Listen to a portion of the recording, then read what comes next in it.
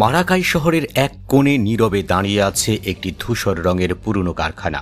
বাইরে থেকে দেখলে বোঝার উপায় নেই ভেতরে চলছে একসময় লাতিন আমেরিকার সবচেয়ে গোপনীয় সামরিক প্রকল্পগুলোর একটি। ভেনেজুয়েলার স্বপ্ন ছিল নিজের তৈরি ড্রোন দিয়ে সীমান্ত পাহারা দেয়া, তেলের স্থাপনা রক্ষা করা, আর বিশ্বকে দেখানো তারাও আধুনিক সামরিক প্রযুক্তিতে পিছিয়ে নেই। কিন্তু বাস্তবতা ছিল ভিন্ন। ভেনেজুয়েলা কখনো একা ড্রোন বানাতে পারত না। এখনো পর্যন্ত কারখানার নিয়ন্ত্রণ ইরানিদের হাতেই। ভেনেজুয়েলার কর্মীরা তাদের অনুমতি ছাড়া ভেতরে ঢুকতেও পারে না। মিয়ামি হেরাল্ডকে এই তথ্য দিয়েছে এক গোপন সূত্র। 2007 সালে সাবেক প্রেসিডেন্ট হুগো চ্যাভেজ ইরানের সঙ্গে সহযোগিতায় এই প্রকল্প শুরু করেছিলেন। নাম দেয়া হয় আর্চিয়া। উদ্দেশ্য ছিল সীমান্তে নজরদারি আর ভেনেজুয়েলার বিশাল তেল সম্পদ পাহারা দেয়া। শুরুতে কাগজে কলমে অনেক পরিকল্পনা ছিল, কিন্তু বাস্তবে কাজ এগোয় ধীর গতিতে। 2013 সালে নিকোলাস মাদুরো ক্ষমতায় আসার সময় পর্যন্ত মোটে 15টি ড্রোন তৈরি হয়েছিল। কয়েকটি সীমান্ত টহলে ব্যবহার হতো, কিন্তু পাঠানো হয়েছিল তেল ক্ষেত্র পর্যবেক্ষণে।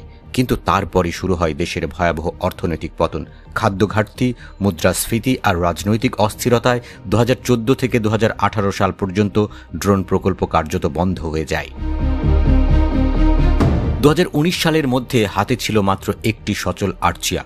গোপন সরকারি নথি বলছে বাকি ড্রোনগুলো অচল হয়ে পড়েছিল। অথচ ঠিক সেই বছরই মাদুরো নিজেই টের পান ড্রোনের ভয়াবহ ক্ষমতা। কারাকাসে এক সামরিক কুচকাওয়াজে কয়েকটি বিস্ফোরকবাহী বাণিজ্যিক ড্রোন দিয়ে তাকে হত্যার চেষ্টা হয়। ঘটনাটি ব্যর্থ হলেও কেঁপে ওঠে গোটা দেশ।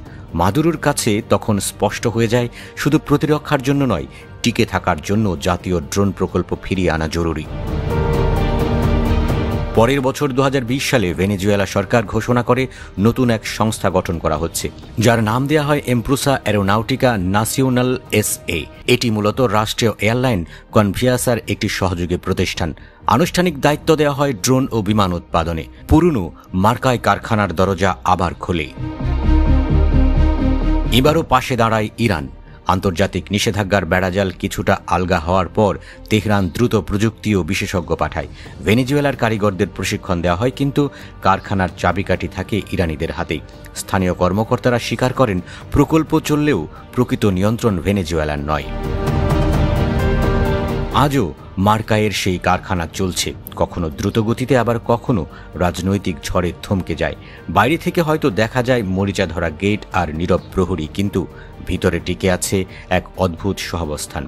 ভেনেজুয়েলার উচ্চাকাঙ্ক্ষা আর ইরানের প্রভাবের মিশ্রণ। আমেরিকার সাথে নতুন দ্বন্দ্বে আবারও ভেনেজুয়েলার ভরসা হয়ে উঠেছে ইরান ও তাদের তৈরি ড্রোন। এবার ভেনেজুয়েলার হাত ধরে মার্কিন কানের ডগায় পৌঁছে গেছে খামেনির দেশের ড্রোন।